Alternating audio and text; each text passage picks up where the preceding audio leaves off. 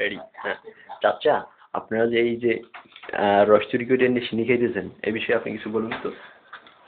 কি আর বলো ভাই, এই যে সামনে ভাই আল্লাহ তাআলা খাওয়াইতেছেন রাত্রে, এই যে পাওনা ভাই ঠান্ডা হয়ে গেছে, চ্যালেঞ্জ হয়ে গেছে ভাই, শীতের রাত্র কেনা কষ্ট হয়েছে, খাইতেছি ভাই, সব কষ্ট শেষ ভাই। চড়ি কত বড় বড় গাছ ভাই, একটু আল্লাহকে ধন্যবাদ দিবেন না এজন্য? আল্লাহ তাআলা খাওয়াইতেছেন এজন্য আলহামদুলিল্লাহ ভাই। বুঝলেন, আপনারা খায়েন না ঠিক আছে, দেশের মানুষগুলোর হয়রানি করেন না ভাই, আমরা খাই খাই, এটা কোনো ব্যাপার না ঠিক আছে।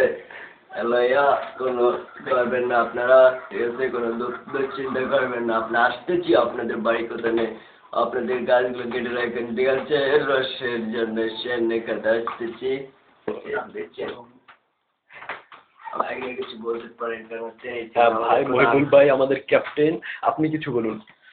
আসসালামু আলাইকুম মামুন ভাই, আপনি তো সিনিয়র সভাপতি।